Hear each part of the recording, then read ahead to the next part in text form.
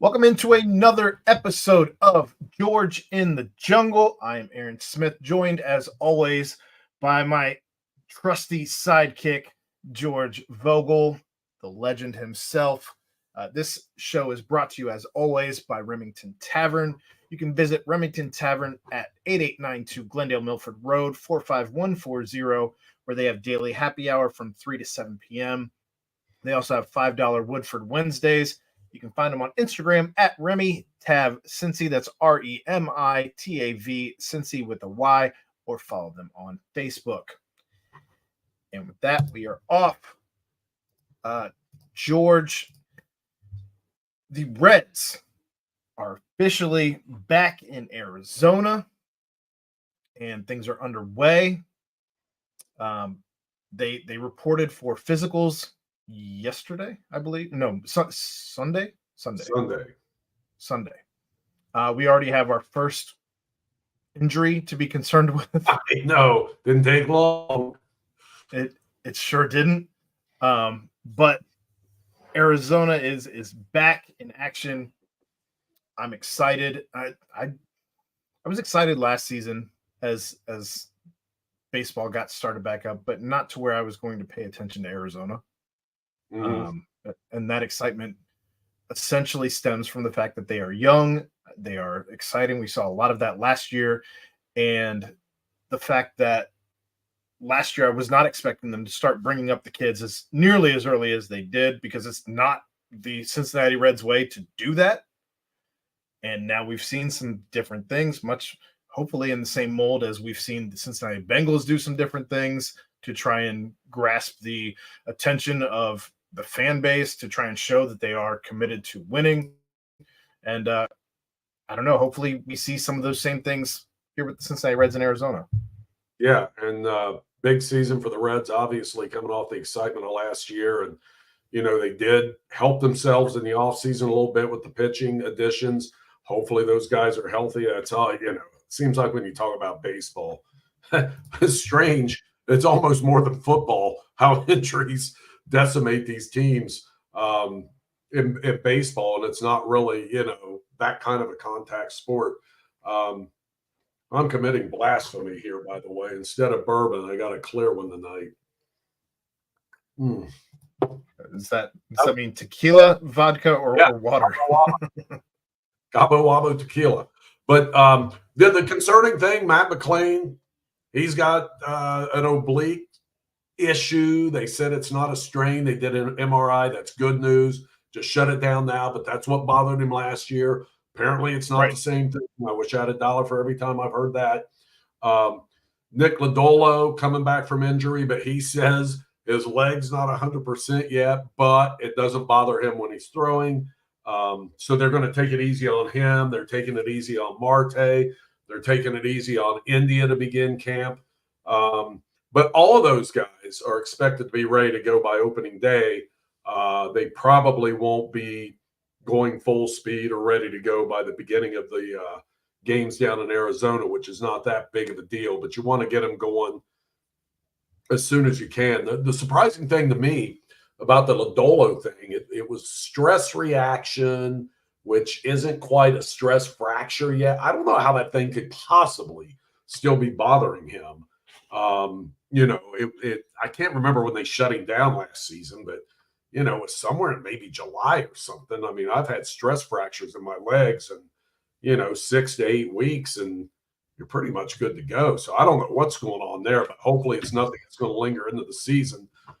Fortunately for the Reds, when it comes to starting pitching, they have if you count the young guys that are in camp and trying to earn their way a roster spot, you got 10 guys battling for 5 starting spots in the rotation. So that's very unusual for the Reds. That's very unusual for spring training for this team.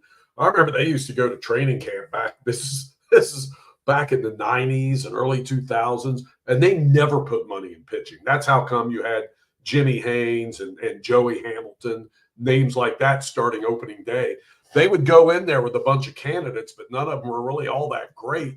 And they'd have 20 guys that are just throwing Hail Marys, hoping to catch lightning in the bottle. But that's not the case with these 10 guys. They've got very viable candidates. And hopefully that competition brings the top 5 to the 4. I would say, I mean, my early look at that starting rotation, let me find my Reds page here. But obviously you start with, Green and Lodolo and Right. Ashcraft, and then you think Abbott's going to be in there, and then I would say probably Frankie Montas, but and Nick Martinez is in that mix too. So I think those are really the 6 that are vying for 5 spots, and Martinez has all that bullpen experience. It's a nice problem for them to have, because if somebody isn't ready to go, they've got Martinez, who certainly has shown to be a capable pitcher at the major league level, and he can step in. And then you go on down the line, you got Brandon Williamson, Carson Spires, Lyon Richardson, Connor Phillips. That rounds out the 10 that they have in camp that they think are competing for these 5 spots in the rotation. So that's going to be interesting. And to me, with DJ, the pitching coach, they got the right guy trying to, figure this stuff out and, let the best men win. Just hopefully they're all healthy, so it's a real competition in spring training. And that's why I would like to see Lodolo sooner than later, because he started, if you remember last year, and he felt this problem in Arizona, but his first couple of starts were darn good. He was looking like a top of the rotation stud. And then this creeped up on him, and then it wasn't working anymore. And he just never got it back together the rest of the season because he couldn't physically. But I hope they're all healthy and the cream rises to the top. And if they've got a good starting rotation, with the young core they have at the position and what they have among the position players, is it's the makings for a good season, man. I really do believe that. Do you think it would be absolutely crazy, kind of judging by what we saw last season, for the Reds to run with a 6-man rotation as opposed to a 5-man rotation to try and limit some of the innings to try and extend seasons? It depends on where they feel like those young guys are. And Abbott's certainly a guy that would benefit from that, because they ended up having to pretty much shut him down last September because of the amount of innings and everything, and stuff was creeping up on him. So you've also not seen a full season though from Hunter Green, from Nick Lodolo, from some of these young kids. Well, they haven't really had a chance to build up yet, because they've all been hampered by one injury or another, including Ashcraft. So that is not out of the realm of possibility that they would do that, because if you ask me, since David Bell's been here, they're not opposed to doing something out of the norm. They do things that, carrying 3 catchers last year. I mean, that was driving me nuts, but they did it. They went through that phase where they were batting the pitcher in the 8 spot and just different things like that. David Bell is not afraid to do something unconventional. And certainly that was unconventional last year when they did that, but it made a lot of sense given these young guys and the worry on the innings. And so maybe that is something they roll out there for a little bit and see where they go from there, because they certainly have the flexibility to do that with the amount of pitchers they have on hand. And it's going to be nice this year. I mean, last year they got, I forget how many different guys started games for them, but it was a big number, 17, or it was something crazy. I mean, it may have been more than that when you mix in those, what do they call it when the closer starts, or the relief pitcher starts the game, the reverse closer or whatever it is. Right. They've got a lot of options. So that's the good thing. And maybe they will go with that 6-man rotation. I wouldn't put it past them. I think it'd be certainly interesting, especially when you talk about a guy like Nick Martinez, who has been a reliever. And if you decide to go away from that 5 or 6-man rotation and go to a 5-man rotation, maybe you slide him into the bullpen temporarily until you get back to the 6-man, or have that kind of flexibility as well with a guy who's on your 40-man, on your 26-man roster now. So that's something. He's shown the ability to do that and do it successfully. I know he would rather start. Who wouldn't? Because you pitch and then you're off for 4 or 5 days and you get to do your routine. Also, a ton more money there. All no doubt about it. Like I remember, Christ, and it didn't work out. And this is one I was wrong on. When Danny Graves was with the Reds back in the late '90s as a closer or whatever, and the starters were making big time money, and he wanted to make that transition, and he had 5 or 6 different pitches. So I thought it might work, but it turned out to be a disaster. But he tried to make that, transition from successful bullpen guy to being a starting pitcher. Didn't work for him, but when you look, it was worth the shot for him because of the disparity in salaries that were going to bullpen guys as opposed to starting pitchers, especially starting pitchers that could eat up some innings. And, he didn't throw overly hard and all that. And that's why I thought it might work in kind of a Bronson Arroyo way, where this guy maybe doesn't throw the hardest, but he knows how to pitch, and he's got a lot of different pitches to throw up there. And sometimes it works, but it didn't for Danny. But it does for Nick Martinez. I know he would rather start, and I get all the reasons for that. However, he has expressed it that he's, if he's in the bullpen, he's ready for that too. I mean, he landed a nice contract with the Reds after being in Japan. So I think he's very thankful for this opportunity, and will try to make the most of it wherever he is. Sticking on the topic of pitching, there's been some interesting stories that have come out of pitching this week. We found out that Hunter Green is working on a curveball.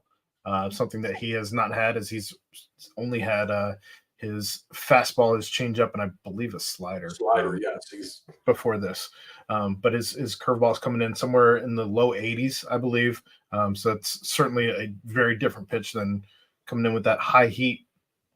So that's one story that's come through. You also had the very odd Levi Stout story as he goes back to Seattle and has nothing good to say about his time here at Cincinnati and his development as a pitcher.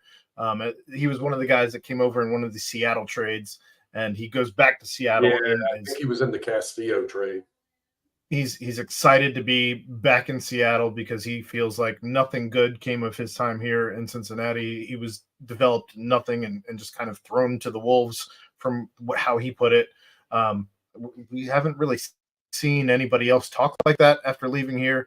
I know that we did have the analytics guy who had some time here and then left, I believe, right before last season. Yeah, I don't know Levi, and he may be a great guy, but I will say this. He has nothing good to say about Cincinnati. Cincinnati probably doesn't have a hell of a lot to say good about him either because he stunk it up here. And it just smacks to me of an excuse. It does. It just sounds like an excuse. It's like, dude, your ERA was over 9. Pretty much every time they put him out there at the major league level, he just got beat all over the park. So, shut your mouth and go do your job with your new boss, which is his old boss, and try to become a good major league pitcher. And don't worry about, Cincinnati didn't spoon feed you. And I'll tell you what, he talks about lack of direction. Here's direction. Get the guys out. Get the guys out. And then none of this matters. But he didn't get the guys out. That's all I would, if you're the pitching coach, if you're David Bell, whoever, just go get the guys out. What else do I need to tell you? What else do I need to tell you? So I don't know. That just rings a little hollow with me. If he had something specific to point to that somebody did or whatever, I know he says they don't have a plan. Well, I don't know. I mean, some other guys seem to be excelling in this organization. So I took that as some sour grapes and just him trying to save face because he stunk it up so bad here. Well, there was plenty of opportunity in the bullpen last year to rise as a guy, and he did not seize that opportunity when given the chance. I was really surprised when I heard that, and just kind of like, oh, come on, dude, please. And again, if he had something really specific, he could lay out there, but. And I'm not, I just think there's enough young guys that have come through with this current organization. We saw several of them last year that have played pretty darn well. I don't hear TJ Friedel crying about anything. That's fair. Also, odd stats here. Lucas Sims the longest tenured Red currently on this roster now with the departure of Joey Votto. It's crazy. He's only been here since 2018. He is also under 30. So there is that. And there are only 2 players on this roster currently, at least at the in camp here, that were born in the 80s. Everyone else is a 90s baby. Oh my gosh. So we're talking who? Or 90s or 2000s rather. But the only 2 are your boy Suter and Josh Harrison. Oh yeah, that would make sense. 2 Cincinnati guys. How about that? Yep. So just a nice little. Gosh, I almost got in real trouble there and said Luke Maley. I would have been in big trouble. He's not that old. But I saw that. I think those were stats I saw in the when I was perusing through the Athletic articles. So it's a young team. It's a really young team, but it's it's an exciting team going into the season. What's going to be big for this team this year? And God knows what you see in spring training because the first several times out, these opposing pitchers, just like the Reds pitchers, are working on different things. It'll be just like Hunter working on his curveball and stuff. It may not be the same package you're going to see come, opening day when they really bear down and use the scouting report against you and things like that. Right. This is what's going to be key for this Reds team is these young guys making the adjustment back because I will tell you, and we saw it a little bit with Ellie, they got onto him pretty quick, and he still did some damage, still makes impacts on games. But if he can make the adjustment back to where he's got a little bit of the upper hand, Matt McLain's going to have to do that because since that season ended and they've studied these guys, they've got every piece of analytical information they would ever need on them and tendencies and hot zones and cold zones, all that crap. They're going to exploit the hell out of that against this young team. They are going to use that, and these guys are going to have to be ready for it. And I'm sure the Reds know that, and they're getting them ready for it. And, that's kind of why it's important, too, to have even – and I think Josh Harrison's deal, he can opt out in like March 21st. But even having him around for a month and a half with these young guys and talk to them about that stuff, and the coaching staff will.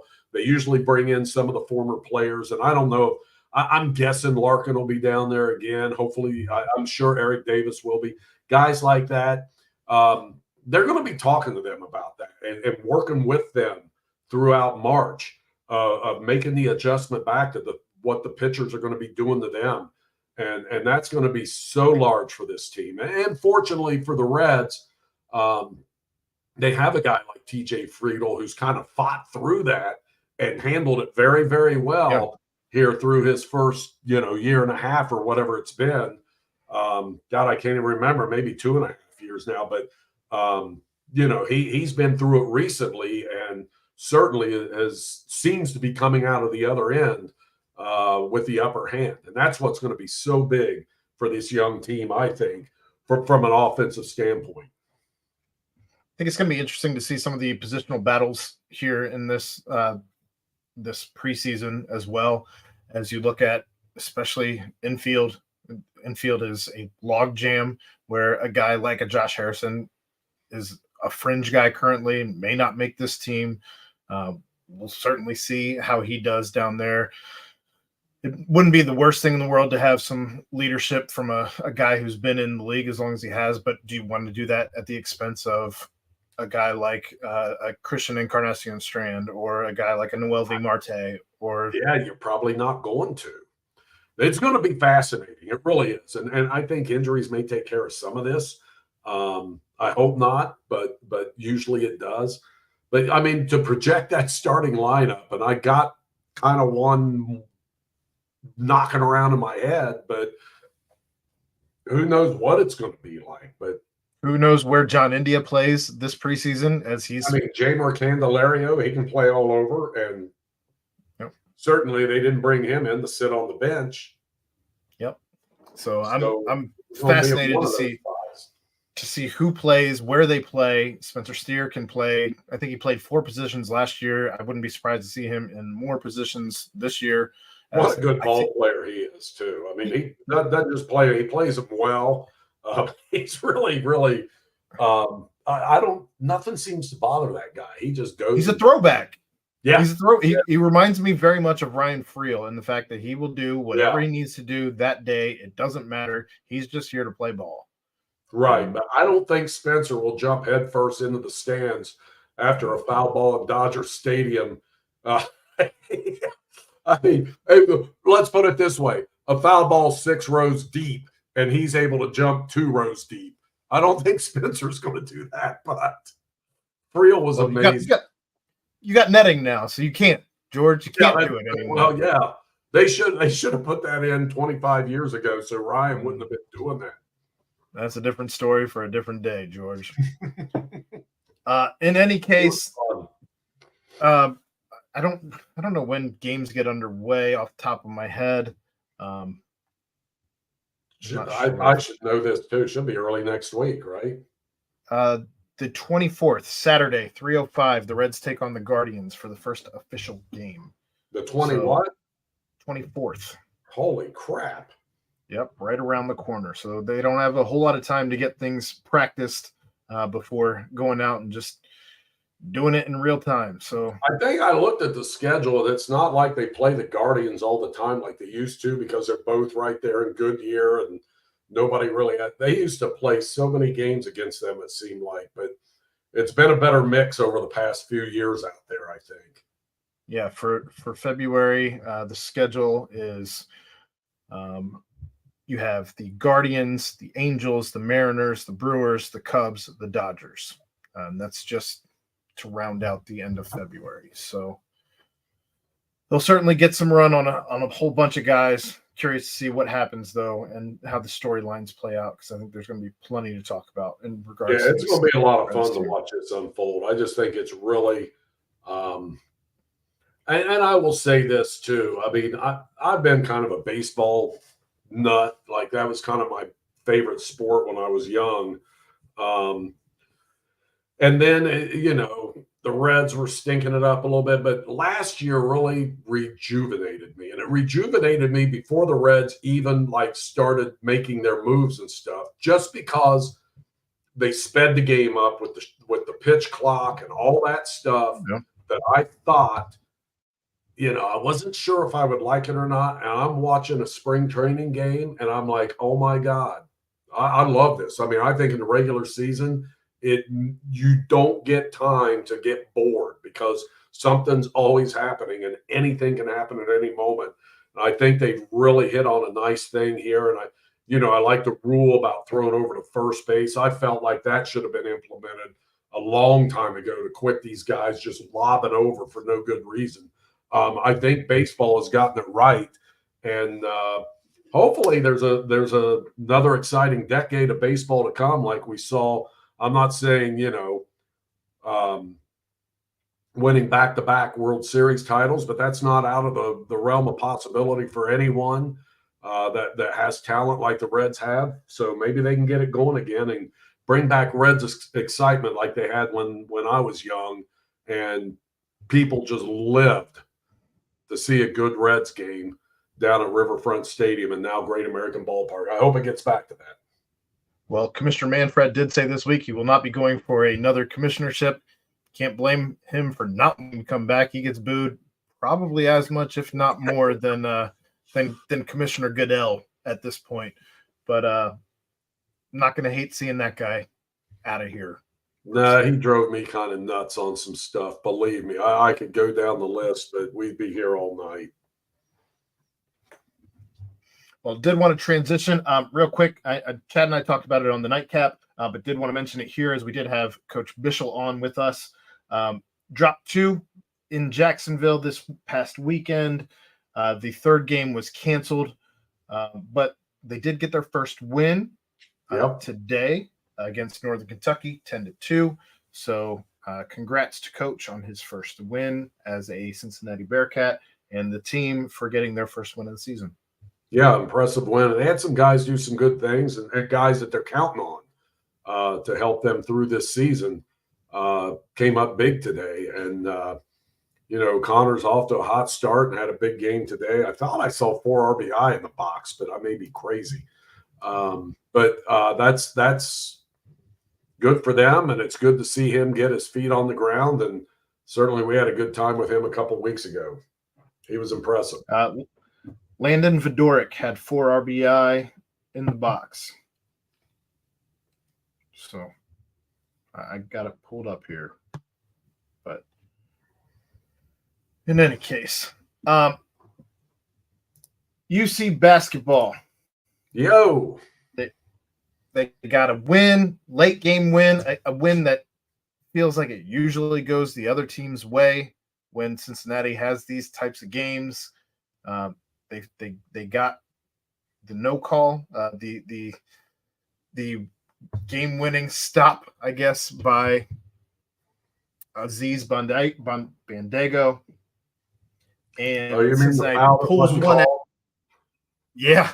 And Cincinnati pulls one out 76-74 against the UCF Knights. I don't know how that foul wasn't called. I really don't. I know they have this emphasis, I guess, this year. And, man, I hate they have to emphasize something every year.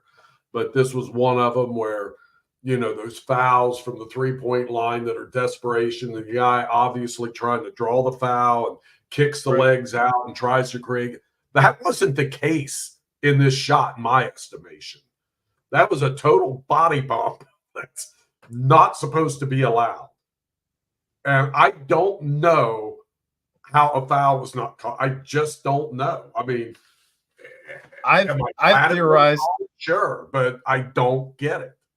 I've theorized in jest that it was a makeup call from the foul that they called on CJ Frederick earlier in the game, where he was the one taken down. Oh my God! In a football move. There's a shame about, and I don't want every play to be replayed, but there's a shame when you go over and you see something that blatant that you can't say, we at least have to add that foul on, right? You know what I'm saying? It's like, all right, you can keep your original call, but it's a slippery slope. God, that was amazing. It's a slippery slope if you start doing that kind of thing, though, George. It is. I agree. But man, oh man, to sit there. So yeah, that stuff does generally even out over the course of the game, certainly over the course of the season. But there was a lot of good and a lot of crazy in that game. I mean, How does UC get 18 offensive rebounds and just 12 second chance points? It's a good question. That's a great question. I don't know. Good question. And you look, other than that rebounding stat, which was good, and that's how UC wins basketball games. Plus 12, I think. If you look at the rest of those stats, you're like, how in the world did they win this game? I'll say this. They got the turnovers under control after committing 2 in like the first minute. After that, I think they had 11 for the game. So that was much better. And they've got to keep it down to that number. I'd like to see them get it less, but, nobody's perfect. They had 5 guys with 25 minutes or more. So Wes is starting to whittle that down, and he didn't mess around with Vic in this game. And I don't know what's going on there. I hope the best for the kid, and I hope he bounces back. But until things are back together and his head screwed on straight, you can't afford to have him out there costing you games, because they've got no more room left, basically. And I talked about this last week, and I think Wes went way too long before he reached the point he reached Saturday, where he finally said, I'm going to play the guys who are getting it done, and I'm going to use my eyes to see it. How much of that, though, is a coach being a player's coach and trusting in your guy who's been your guy? He's been a starter since Wes got here, and it's been his guy since day one of Wes Miller's tenure. No, and here's where I struggle, because I hear what you're saying, and from a big picture, what Wes does and the way he's handling him is a good way to sell players. Hey, I'm your guy. Come to my program. I mean, I get all of that, Wes. And it is a big picture thing, but I felt the season slipping away because of that. And I don't think Wes wants the season to slip away. I really don't. I just felt like he should have made this adjustment a couple games ago. But all that being said, they did it. They got that win. It's tough to win on the road. And you know, they were up 11 in the first half, 14 at one point in the second. But you know, especially against a team, you know, UCF is actually a pretty decent team, and you're playing on the road at their place. They're going to make runs at you, and every basketball game has those. And they came back like I thought they would. They made it a lot more interesting because with 4 minutes to go or whatever it was, and it got down to a 1 point game, I'm like, this isn't going to happen. I mean, all the and that the Darius Johnson dude started, you know, making big plays down the stretch there, and Day did a really good job on him most of the game, and then all of a sudden, I think Day was just gassed down the stretch of that game. I think because, you know, that's a lot of work playing that kind of defense on that kid, and this kid was starting to own him. And I'll say this: Wes stuck Jizzle in that game, and Jizzle got into that dude, and he, you know, he made him miss a shot or two. I think Jizzle made a big difference when he came in, and you know, such a great athlete, just like Day, and can play that defense like that. And I just think Day, I think he was probably gassed. I mean, he may have been in foul trouble at that point. He did foul out in this one, so it certainly could have been him playing precautionary with some fouls. Yeah, it could be, but whatever it is, it wasn't working in UC's favor. Right. I just felt like Darius Johnson was taking that game over, and at the critical point, and they had to do something. I thought Jizzle did a great job on him. So what else good did you see before we get to the bad, I guess? Okay, I'll tell you something good.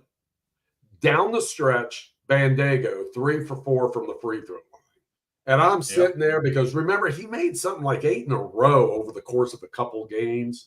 And I'm like, oh boy, here comes the payback, because he made 2 early in the game.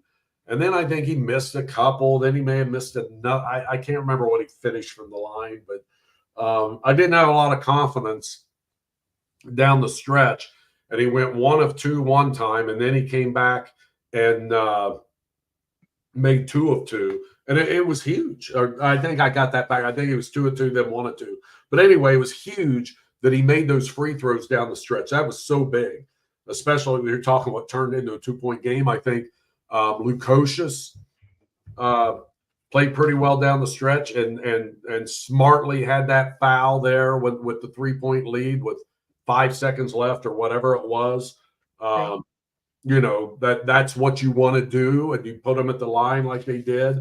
I thought that was good. Dan was just unbelievable at the beginning of the game, and quite honestly, played pretty well for the most part. He has these stretches where it seems like he kind of disappears a little bit, but he'll smooth that out. But he did scare me at the end. I mean, he missed those free throws that could have salted the game away with like 5 seconds left, but they were able to hang on. But you know, he was the leading scorer with 15 points. There was a lot to like about that game. Anytime you get a road win in the Big 12, you got to like it. Yeah, UCF they lose tonight at West Virginia. One of the only 2 teams that have not lost after playing Cincinnati is Iowa State and Houston, and they both played on Saturday after having played Cincinnati. That's crazy. Houston with the game off, the midweek game off after playing Cincinnati, so they had a week to rest up. But yeah, Iowa State and Houston, the only 2 teams after having played Cincinnati and that have not lost. West Virginia seems to be getting. Am I crazy? Are they playing better now since they got that kid back, or is it? It's up and down. You never know with West Virginia. It's still up and down. They lost on Saturday, so I guess they were due. Who knows? It's Chad and I were talking about it after we finished recording the nightcap tonight. Not great that UCF loses at West Virginia for Cincinnati, as right.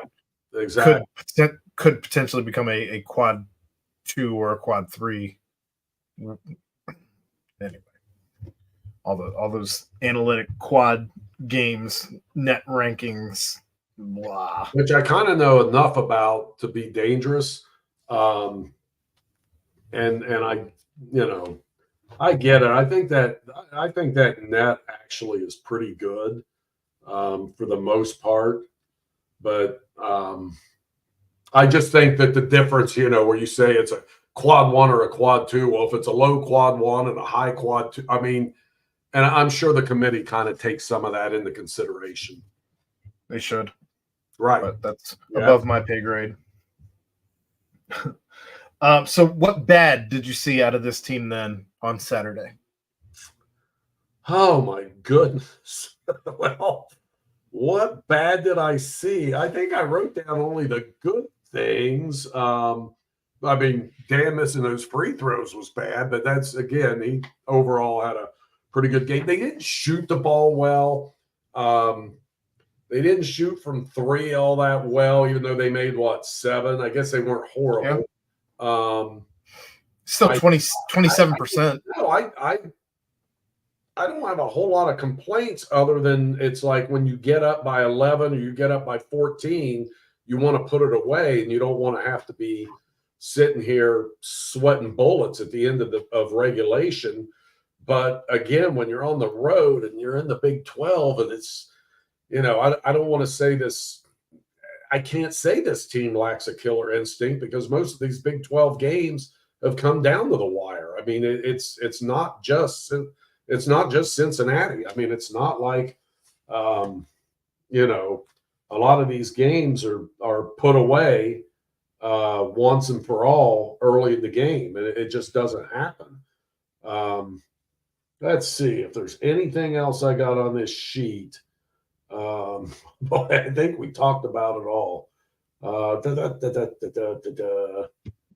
Yeah, we talked about everything I got on here. Bandago, 13 points, 8 rebounds, and really making a difference. I mean, when they throw it low to him, I do. Here's bad. Do you want bad? Probably still too many lobs and like kind of Hail Mary lob. When it's there, it's beautiful. I just feel like there's still a little too much of that. And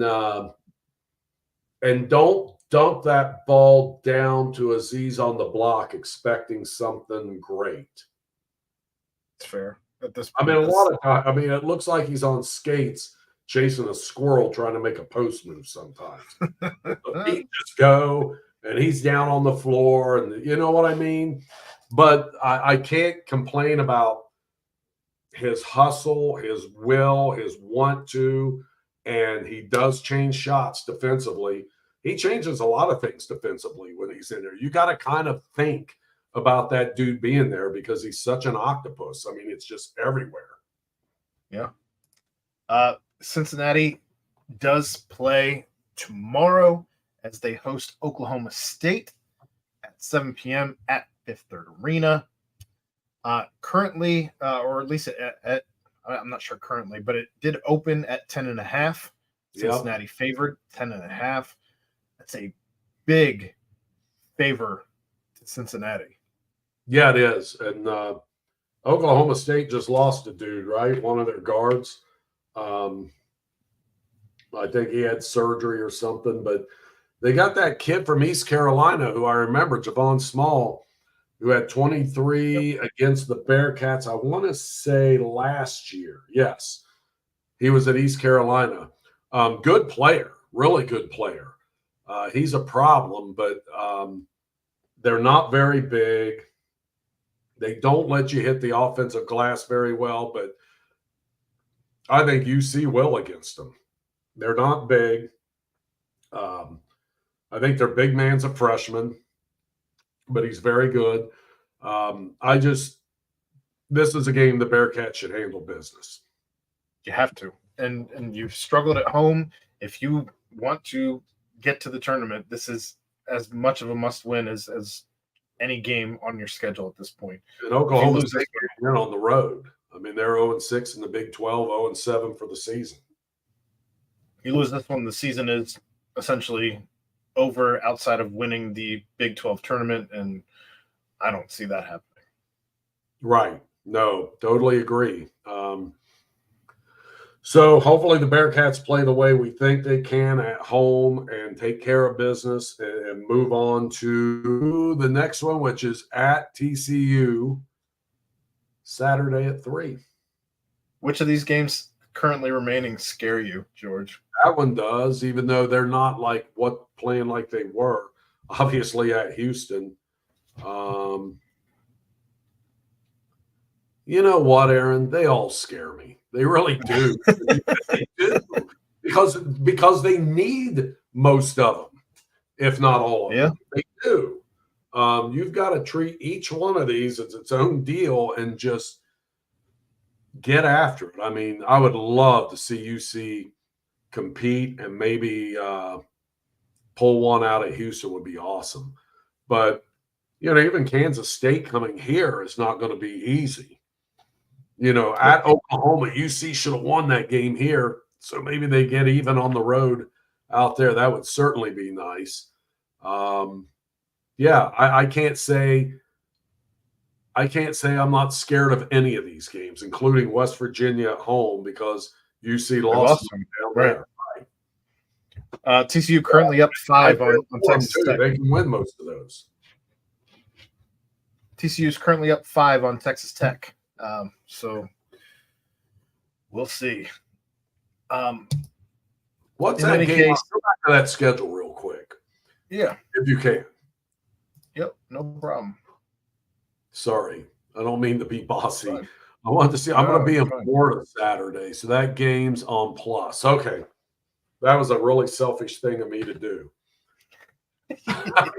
I got days to figure that out. You could have asked. It's fine.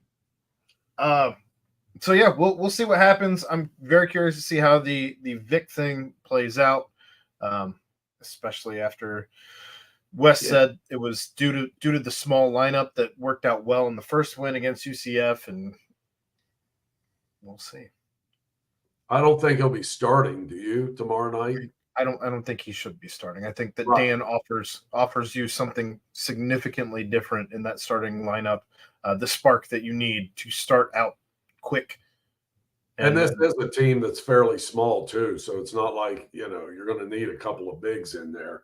And I've just felt all along UC's played better that way anyway. I just really have felt that way, and that's not. Just Vic being in there, it's two of anybody. I think they've played better with one. That's not, a blanket statement that every situation, there's different matchups and stuff you play to. But just as a general rule, it seems like when they've been with that smaller type lineup, it's clicked better for them. I would agree. Nothing else really then on Bearcats hoops, football, spring ball right around the corner, but no real news going on there outside of. They lost that running backs coach, and I'll tell you what. Yeah, Darrell Sims goes to Tennessee. Yeah, I hate to see that. I hope they don't lose that running back recruit, who looks like a good one. But that's going to be interesting to see how that plays out. I don't. But that's as much as we moan and all this about the players moving around. Golly, coaches it's on steroids with them. Yeah, coaches, they do. You would have thought that the dust had settled and you were good going into spring ball as far as coaches went at this point. Yeah, it never seems to settle. I mean, until the ball's kicked for the regular season. It just goes on and on, and I don't know. I mean, I would have had trouble in that profession. I can tell you that right now. Like, you're telling kids, do this, do that. Come to our school where we'll do that, and then a month later, I'm over here, and it's like, well, if it was so great there, why are you now over there? Well, this stuff, and it just, I don't know. It gets, every now and then it beats you down and you're like, this is just some kind of BS. They almost need a structured schedule where coaches can move during this period. It's like, because you never feel safe. You never have a stable staff that you know what's going to happen a week. You can't do that though, because the NFL takes guys. Some people just walk away. In a dream world, after a beer and a tequila. I don't know. There's no answer to it. There's really no answer. But it's just, you just, it just, I don't know. It's just odd to me, because you know how coaches demand loyalty. Oh, they most certainly do. At least they used to. And now it just seems like there's no loyalty except the Benjamins and all that good stuff. Well, funny you bring that up. That gets me to the next story I wanted to cover with you. NCAA President Charlie Baker says that he does not want any more transfer limits. He came out and said that today. This is a complete 180-degree turn from where the NCAA stood on transfer limits just several months ago. Kind of weird how a couple of court appearances, all of which you lost, change your tune a little bit. Yeah. It's changed the NCAA's tune a few times over the past several years, anytime court gets brought up. And who knows what this leads to? I mean, it's kind of there now.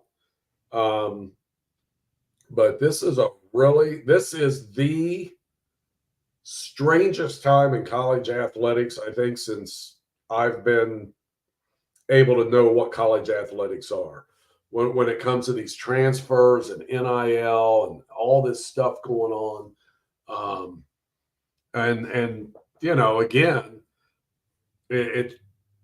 who knows where it's going to end? I don't know. It may settle down. I don't know what to think of it, because I'm used to, you sign, if you transfer, you sit out a year, and I'm not saying that was right. I was just used to it.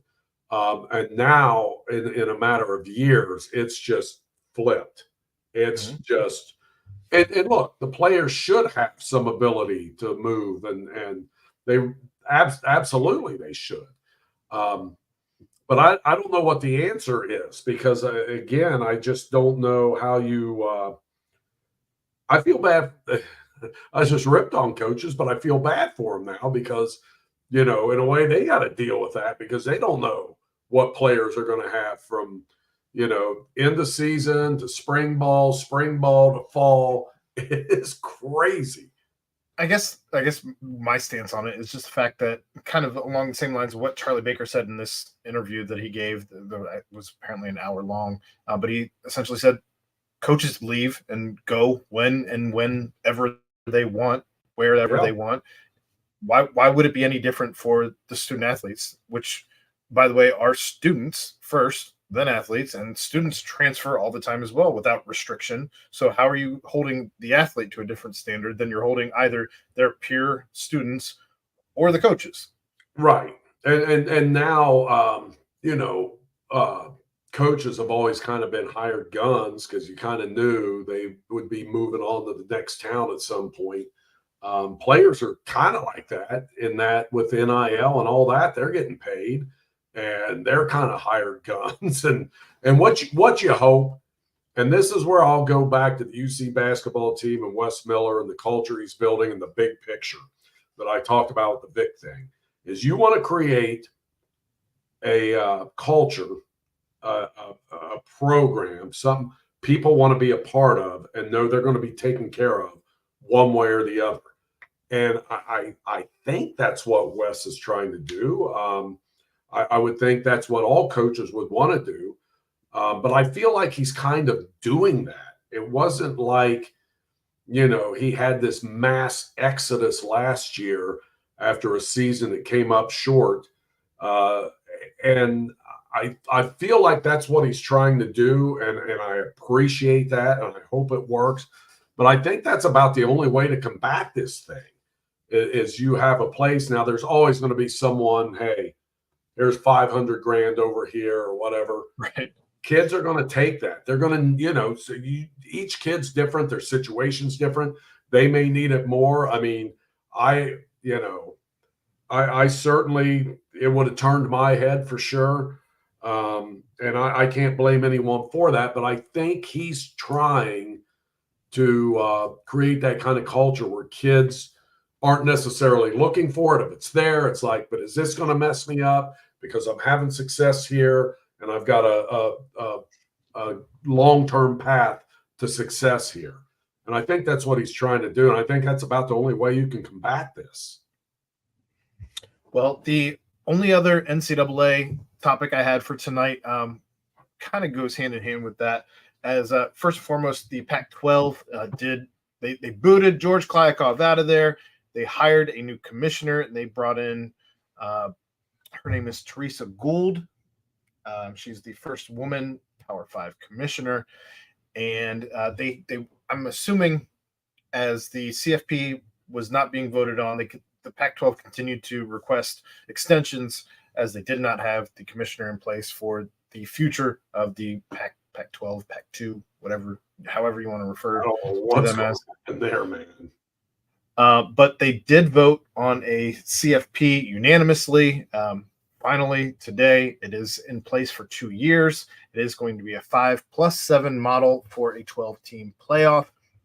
You're going to have the 5 highest-ranked conference champions across the board. There is no Power 5, no G5, any of that. It is simply the 5 highest-ranked conference champions and then 7 at-large teams in the 12-team playoff system, and that is in place for the rest of this TV contract, which is 2 more seasons. That's probably the best way to do it right now. It really is. And thank goodness they're seeing the light. We all have known since 20 years ago, when FCS was doing their playoff and other people were doing their playoff, and Division I was still dragging its feet, and it was beholden to the bowl system. And I got to tell you, there were some great bowl games. A lot of those major bowls put on a show, man. They were great. The hospitality was second to none. They treated the team so well. They did.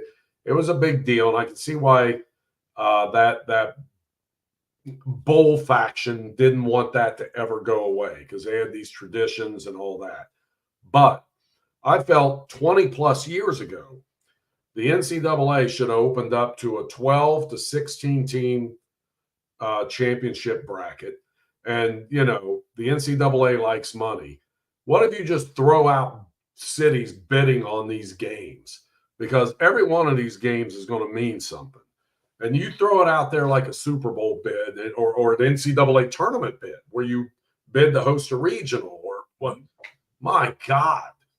They left some money on the table, keeping these bowls the way they are. But those bowls do generate a lot of money. I went down the first major bowl UC was in was that Orange Bowl down in Miami. And I went down to that thing as a member of the media.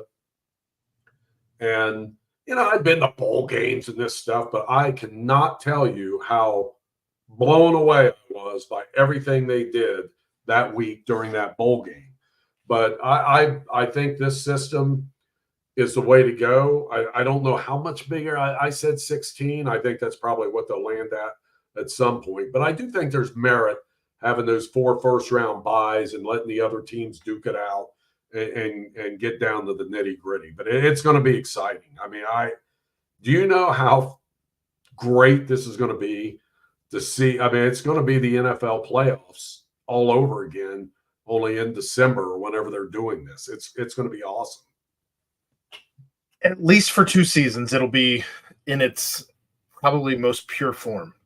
After those 2 seasons are up and the NCAA, which is leaning heavily currently as things are in a complete state of disarray as the NCAA body exists, they're leaning heavily into the Big Ten influence and the SEC influence, and we'll see. Right, and that's what I'm worried about too. This will become a Big Ten SEC playoff, and it's going to be like for the Bearcats to make it, or any of these other teams to make it outside of the SEC and Big Ten, it's going to take a Hail Mary shot like UC had when they made the playoffs.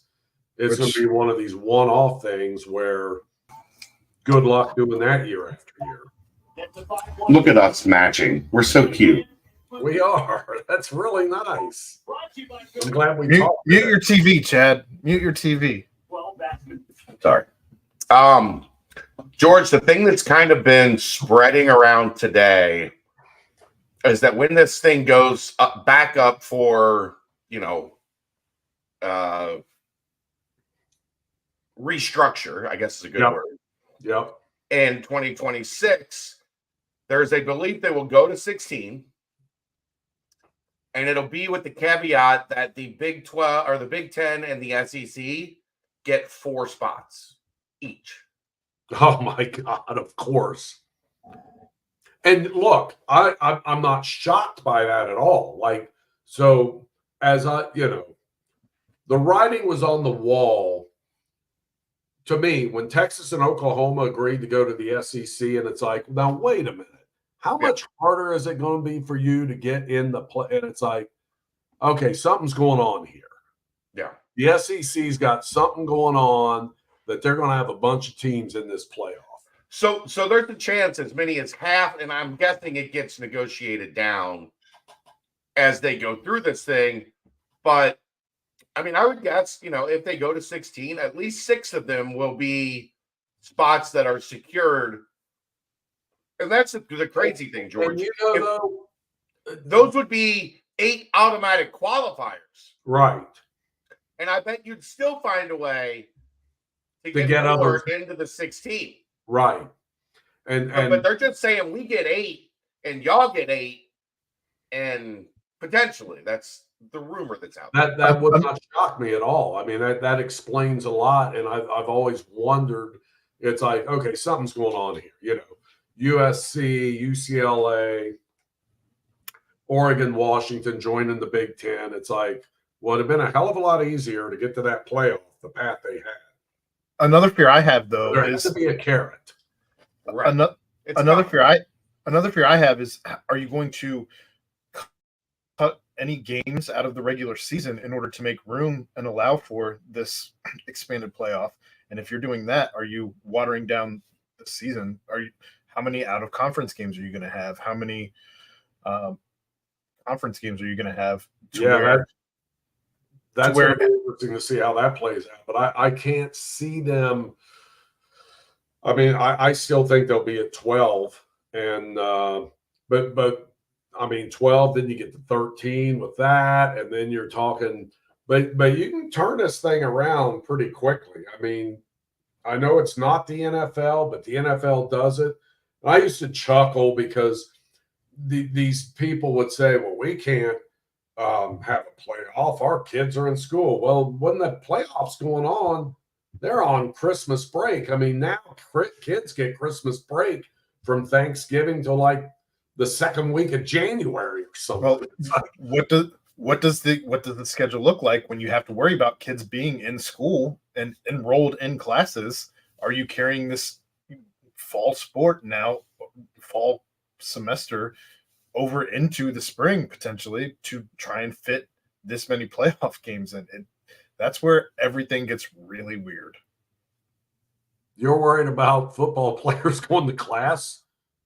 I mean, they're still students. I'm not worried about them going to class. I'm just saying you have to get it all in during the semester, right? Yeah, I know, but they got all that figured out anyway. They're, it's called independent study, summer school. There's it's gonna be thank weird. God for independent study for this guy, by the way. Well, I think that's going to wrap it up, though. What was doing when he was like a grad student, wasn't it? Like independent study, and he was watching football tape. Who's that? Football offices. Desmond Ritter, when he was a senior, his last year at UC, wasn't his like class just watching like game film of opponents and stuff? You and Chad would probably have a better idea than I would in regard to that, but I don't have anything else unless you have anything else today, George. No, I'm tapped out for a change. It's not often, but tonight I'm tapped out. I did forget a funny story going back to Reds baseball. I don't know if you saw it today. Ellie De La Cruz hit a BP ball off of Hunter Green. It actually hit Hunter Green's window and broke his window of his car at the facility. Oh my God, that's great. That is great. He hit it off? He hit it off Hunter, or hit it off of Hunter Green, and it hit Hunter Green's car. That's perfect. It looked like a SUV Maybach, which I would imagine is several $100,000. Maybach, whatever. You give him. Hey, Hunter's got that big contract. He can cover that. He does have that. He shouldn't have given up the gopher ball. No, that was the funny thing is Hunter yelled at Ellie, "You're paying for my window," and Ellie was like, "You make more than me." Like, no, by a lot. No, I'm not doing that. That's hilarious. Oh my God. Early camp controversy. I love it. Yep. Well, that's going to wrap it up for another episode of George in the Jungle. Appreciate you, George, as always, and appreciate Remington Tavern. Again, you can check them out at 8892 Glendale Milford Road, 45140 for their daily happy hour from 3 to 7 p.m., $5 Woodford Wednesdays. And you can even check out that $5 Woodford Wednesday tomorrow during the game, if you were so inclined. Instagram at Remy Tav Cincy, and follow them on Facebook. But until next Tuesday, that's the show. And we will see you next week at 9 o'clock. Thank you, Aaron. You got it.